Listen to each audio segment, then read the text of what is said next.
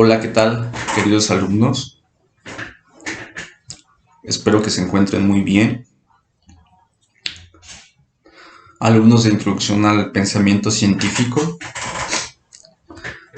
voy a emprender esta serie de grabaciones para tener un acercamiento un tanto más profundo con ustedes, que no lo vean como una manera de distanciamiento el hecho de que solamente se les estén pidiendo tareas, sino que por el contrario se den cuenta de que hay un trabajo detrás de toda esta planeación en línea.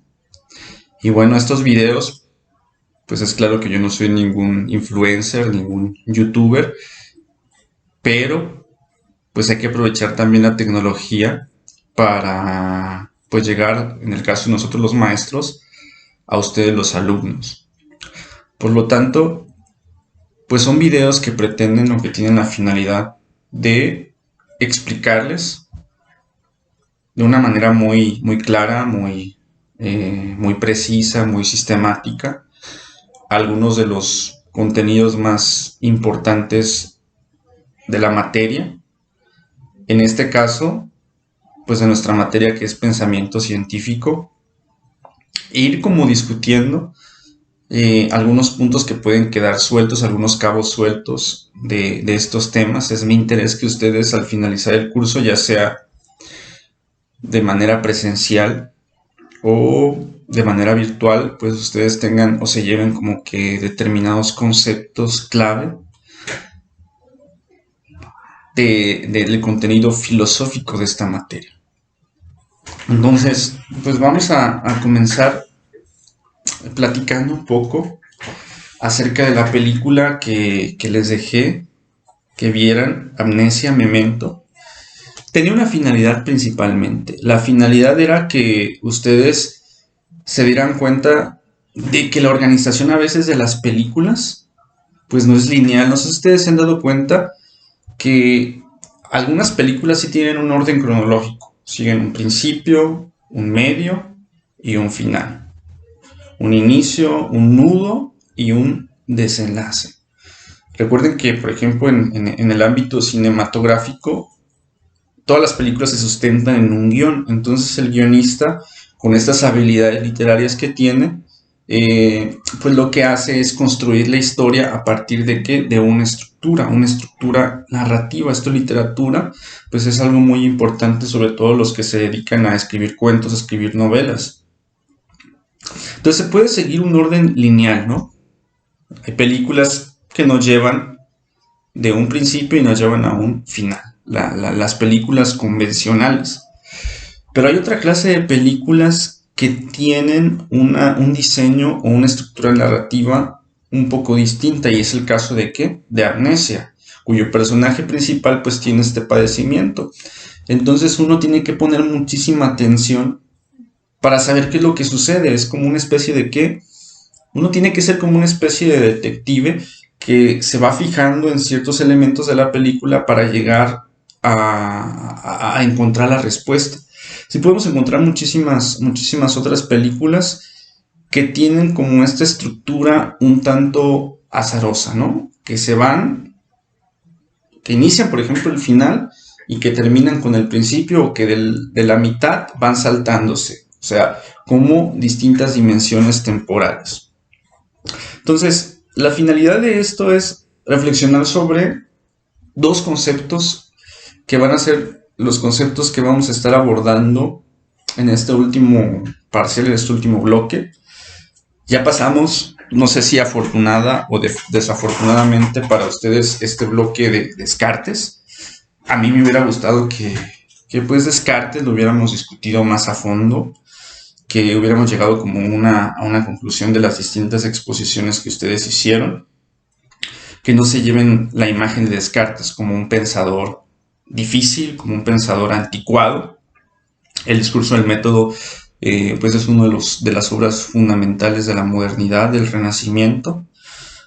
Por lo tanto, el pensamiento cartesiano es fundamental para entender el pensamiento científico y el origen de la ciencia. Entonces, Después de abordar a Descartes, como les digo, tenemos estos dos conceptos, que es el concepto del caos y el concepto de los sistemas. O para ponerlo en términos más sencillos, la realidad es accidental, es contingente, es azarosa, o la realidad la podemos nosotros encontrar más o menos ordenada, con cierta coherencia, con cierto orden, o para ponerlo utilizando esta analogía con el cine, ¿cómo podríamos entender nosotros la realidad? Sí, más bien como una especie de película lineal que podemos entender de manera sucesiva, de manera cronológica, o por el contrario, entenderíamos la realidad como una forma azarosa, accidental, intrincada de suceder. Vamos a poner un ejemplo también muy, muy sencillo, como para que ustedes hagan un tipo de ejercicio y se den cuenta de la complejidad, del nivel de complejidad que tienen este tipo de pensamientos o este tipo de preguntas. Y es, si yo les preguntara sobre su pasado, sobre su vida pasada, ustedes podrían responder de una manera fidedigna qué fue lo que a ustedes les sucedió, por ejemplo, hace 5 años, o por ejemplo que yo les dijera, ustedes piensen qué fue lo que sucedió hace 10 años o cuando tenían 5 años. Evidentemente ustedes me van a responder, me van a construir una historia, ¿verdad? Que una historia que ustedes creen que es fidedigna, que es cierta.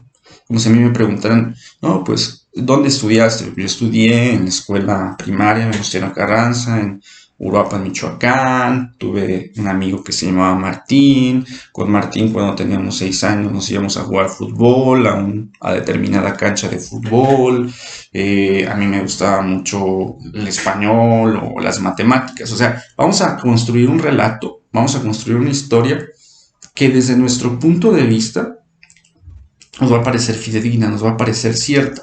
Pero la pregunta es, ¿verdaderamente sucedieron esas cosas que nosotros estamos describiendo en esa historia? ¿O no dejan de ser, y aquí está lo fundamental, una ficción construida por nosotros, donde estamos combinando nuestros recuerdos con lo que realmente sucedió? O para que me entiendan más claramente, si nosotros quisiéramos ser fidedignos, estrictamente fidedignos, con una historia sobre nuestra infancia, tendríamos que describir al pie de la letra, lo que sucedió en nuestra infancia. Por lo tanto, paradójicamente, requeriríamos el mismo tiempo que utilizamos en vivir eso, el mismo tiempo de escritura, ¿no? Digamos, algo más sencillo. Si yo les pidiera que describieran a la perfección lo que sucedió ayer, tendrían que tener un día completo para poder describirme lo que sucedió ayer, para poder reproducir a la perfección todo aquello que sucedió. Entonces, aquí tenemos la idea del caos y la idea del sistema. Es decir, ¿la realidad es caótica en sí misma o la realidad es sistemática? O podríamos hacernos la pregunta, nosotros somos los que a partir de nuestra capacidad racional, lógica, es decir, a partir de nuestra razón, ponemos orden, ponemos coherencia en la realidad. Es una pregunta muy, muy interesante. Voy a poner, por ejemplo, este libro que yo ya les había comentado, que es el Ulises de Joyce.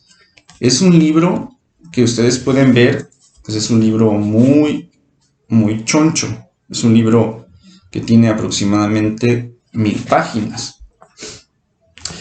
Pero ustedes no se imaginarían que en estas 1000 páginas, en todas estas 1000 páginas, lo que se está describiendo es un solo día. O sea, fíjense, aquí podemos distinguir distintos tipos de tiempo. El tiempo que yo tarde en leer este libro, a lo mejor lo puedo leer pues en esta cuarentena, que digamos podemos tener un poco más de tiempo para leer, si es que no lo desperdiciamos en las redes sociales o viendo series o pues haciendo otro tipo de cosas, entregados completamente al ocio. Por ejemplo, aquí al final encontramos como cuando hicimos el ejercicio del cadáver exquisito y también el ejercicio de la escritura automática, todos estos páginas es lo que piensa una persona antes de dormir, es el flujo de la conciencia antes de dormir. Entonces, digamos, si nosotros quisiéramos entender cómo entiende James Joyce la realidad, pues pensaríamos, ¿no? Pues Joyce entiende la realidad como algo muy complejo, ¿no? O sea, yo también podría escribir una especie de Ulises, si tuviera pues la habilidad, la destreza narrativa de James Joyce, de este escritor irlandés, yo podría escribir un Ulises, podría escribir todo lo que pienso en el momento en el que estoy despertando, todo lo que veo cuando estoy despertando, por ejemplo, cómo entra la luz del sol en mi ventana, cuál es la posición de la luz en los distintos ángulos de la habitación, si se escuchan, por ejemplo, los pájaros cantando, sea cuando salgo de la habitación, quiénes están en la habitación, si están mis familiares, si está mi pareja, cuando salgo a la calle, cómo va vestido, por ejemplo, el vecino, cuáles son las palabras que me dice, qué, cuál es, digamos, la fisonomía de la ciudad, si se escuchan campanadas a lo lejos, sigo caminando, todo lo que sigo pensando mientras voy caminando, cuando llego, por ejemplo, con el señor de la tienda, todo lo que hay, por ejemplo, en la tienda, cuáles son los detalles más mínimos, a quién me encuentro en la tienda, qué es lo que me dice el señor de la tienda, cuáles son los productos que le compro, si me encuentro con otra persona. Fíjense, o sea, es un universo completamente cuasi infinito, ¿no? Por ejemplo, si me encuentro con otra persona que yo conozco, qué recuerdos tengo con esa otra persona que yo conozco, qué es lo que se ha dicho sobre esa persona, lo que he escuchado, por ejemplo, que dicen otros vecinos u otras personas, en el momento en el trayecto, si pasa, por ejemplo, un carro, qué características tiene el carro. Entonces, digamos, la imaginación literaria da para muchísimo, o sea, da para efectivamente poder escribir un texto, como es ese texto del Ulises de Joyce. Y bueno, como un escritor se plantea, como Enrique Vila Matas, si la realidad es lineal o la realidad es alterada, caótica. Personalmente yo creo que la realidad en sí misma, sí es como caótica, pero somos nosotros los que, a partir de nuestra capacidad racional, tratamos de ordenar esa realidad, porque de lo contrario no existiría el conocimiento. Ustedes lo vieron con el mismo Descartes o con los otros pensadores que hemos visto anteriormente. Sin esa capacidad nosotros de comprender la realidad de esa manera, no podríamos entender o no podríamos pensar en el conocimiento. El conocimiento es la facultad que nosotros tenemos de ¿qué? De poder aprender con H intermedia todo aquello que está fuera de nosotros. Lo capturamos y construimos un concepto, y este concepto nos permite ¿qué? Nos permite entender la realidad. Entonces, aquí surge digamos, otra interrogante muy importante para nuestra asignatura, y que yo quisiera que se planteara o que se entendiera a partir de, por ejemplo, la función del historiador. O sea, ¿qué es lo que hace un historiador? ¿O qué es la historia como tal? Si, por ejemplo, nosotros leemos un libro de historia, podríamos plantearnos la pregunta: ¿realmente lo que nos está contando el historiador fue como sucedieron las cosas, o es más bien una interpretación o una aproximación de ese historiador a cómo trató de que fuera la realidad o cómo pensó que fue la realidad? O sea, a final de cuentas, la historia convencional, la historia que nos enseñaron nosotros desde que íbamos en la primaria, después en la secundaria y después en la preparatoria, es un relato. Y es un relato que tiene cierta cronología. Pero realmente, en sí misma, la realidad histórica fue así. Es decir, si nosotros, por ejemplo, leemos la Revolución Mexicana y vemos lo que hizo Madero, realmente podríamos darnos cuenta, podríamos estar 100% seguros que toda esa escena del levantamiento armado de la Revolución Mexicana fue tal como se explica en, por ejemplo, los libros de texto, pues evidentemente también ahí tenemos un problema, ¿no?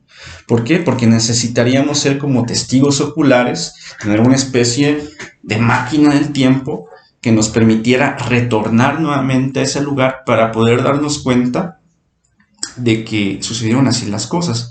Y acuérdense ustedes también de otro asunto muy, muy importante, que no es menos banal. La historia a veces la escriben los vencedores. Es decir, la historia es escrita por aquellos grupos que quieren legitimarse en el poder. La historia de México, por ejemplo, fue escrita por aquellos gobernantes o aquellos políticos que quisieron legitimarse en el poder. Entonces ahí surge la pregunta sumamente interesante de si verdaderamente sucedieron así las cosas o son construcciones o están embebidas de ciertas ficciones para que nosotros creamos que así sucedieron las cosas. Pues yo espero que no nos estén confundiendo más con esto. Recuerden que uno de los objetivos de nuestra materia pues es problematizar completamente todas estas nociones de verdad que nosotros ya teníamos bien interiorizadas, nociones del conocimiento que ya teníamos bien interiorizadas y tratar de pensarlas desde diferentes puntos de vista. ¿De acuerdo? Por ejemplo, en el ámbito de la literatura, pues el orden es muy importante, ¿verdad? ¿Por qué? Porque si no existiera el orden, no podríamos contar una historia. Una historia es una manera en que nosotros podemos acomodar, podemos, dentro de todo este elemento caótico que puede ser la realidad como tal, tratar de decir, bueno, elijo esto, descarto esto otro, incluyo esto en mi historia, puedo seguir pensando esto. Incluso las obras quizás más disparatadas o que podemos pensar que son un poquito más caóticas, como es el caso de Ulises o como es el caso, por ejemplo, la película de Amnesia, tienen una intención, tienen una especie de nudo, que no es un nudo convencional, pero que a final de cuentas nos da a entender o nos hace pensar que hay un propósito por parte del autor. Para entender también esta otra, digamos, esta perspectiva de lo que es el caos y lo que son los sistemas o el pensamiento ordenado, vamos a ponerlo en términos también que muy seguramente los psicólogos están más versados en eso, los estudiantes de psicología, que es el plano, por ejemplo, del inconsciente y el plano de la vida consciente, ¿no? El plano del inconsciente, pues es ese plano de los deseos reprimidos, de los sueños, de todo aquello que nosotros vivimos durante un sueño. Cuando nosotros estamos soñando, pues no podemos controlar nuestros sueños. A veces podemos pensar que estamos dentro de los sueños y que podemos dirigirlos, pero a veces soñamos cosas que nos parecen a nosotros inverosímiles, completamente increíbles. Ese plano sería el plano del caos, ¿no? El momento en el cual, para utilizar una especie de metáfora, como en una presa, ¿no? Una presa que de pronto se abre, es como una esclusa, las esclusas son las puertas que hay en las presas, se abre completamente esa esclusa y salen las aguas, ¿no? O sea, en el momento en que dormimos, surgen todas las aguas del deseo, todo aquello que reprimimos durante el día, y por ejemplo el psicoanálisis lo que intenta, esta teoría de Freud y de Lacan, lo que intenta es interpretar esos deseos, ¿no? Por ejemplo, voy a poner un ejemplo muy sencillo. Si tú sueñas que, por ejemplo, asesinas a tu padre, eso no quiere decir que en la vida consciente quieras asesinar a tu padre. Quizás, por ejemplo, una interpretación de esos sueños te diría que tienes algún elemento o algún rencor, por ejemplo, hacia tu padre, que lo manifiestas en el sueño de esa manera, ¿no? Entonces, es ahí en los sueños donde se abre esa esclusa, ese mundo de la inconsciencia, que es parte de nosotros. O sea, todo ese mundo de la inconsciencia es parte de nosotros. Pero nosotros, ¿qué? Lo reprimimos mientras estamos en la vida despierta, en la vida consciente. Entonces ese mundo es caótico, ese mundo es irracional, ese mundo es incoherente. Pero tenemos por otro lado el mundo de ¿qué? El mundo consciente. Cuando despertamos, desde el momento en que despertamos y estamos conviviendo con las demás personas, estamos reprimiendo nuestros deseos. Por ejemplo, un caso muy sencillo, la misma sociedad, la misma cultura hace que reprimamos los deseos. En el caso, respetamos un semáforo, respetamos ciertas reglas, en la escuela tenemos que comportarnos de cierta manera, siempre nos están diciendo de qué manera tenemos que comportarnos. Por lo tanto, ponemos orden, las mismas instituciones, los mismos códigos morales, las mismas reglas que tenemos que respetar, es una manera de poner orden en el caos. Es decir, y aquí esto es interesantísimo. ¿Por qué? ¿Qué es lo que motiva nuestros actos? ¿El inconsciente o, por ejemplo, lo consciente? Esa es una gran pregunta que se han hecho, por ejemplo, los estudiosos del psicoanálisis, y bueno, muchos llegarían a la conclusión de que a veces actuamos pensando que somos conscientes, pero a final de cuentas somos determinados. ¿Por qué? Por ese otro mundo que es el mundo del inconsciente, ¿no? Nietzsche, por ejemplo, decía que del caos puede surgir una estrella danzarina, ¿no? De ahí, por ejemplo, que en este mundo también del terapéutico, de la psicología, se trata tan importante escribir. ¿Por qué? Porque el hecho de estar escribiendo, de estar anotando lo que nosotros estamos sintiendo, pues es una manera de poner orden también en el caos. El hecho de poder entender lo que nos está pasando, poder como tener una coherencia en aquellos aspectos también importantes o traumáticos de nuestra vida. Bueno, espero que vaya quedando un poco más claro esta distinción entre el caos y el orden. Como les digo, lo podemos encontrar en muchas dimensiones de nuestra vida. Y digamos, también una pregunta que a mí me parece muy importante y que también tiene que ver con la teoría del conocimiento, o con la epistemología, que es el conocimiento. Ya lo vimos, el conocimiento es algo complejo. No sabemos si el conocimiento es una forma en que nosotros entendemos la realidad u ordenamos la realidad. Pero aquí viene otra pregunta muy importante. ¿Cómo podríamos entender el conocimiento o los distintos tipos de conocimiento? Es decir, regularmente tendemos nosotros los seres humanos a ¿qué? A ordenar las cosas y a excluirlas, a clasificarlas, es decir, bueno, esto comparte tales características, esto otro comparte otras características. Tendemos a hacer como una especie de de clasificación, y decimos, por ejemplo, por poner un ejemplo, el conocimiento matemático tiene tales características, el conocimiento filosófico tiene tales características.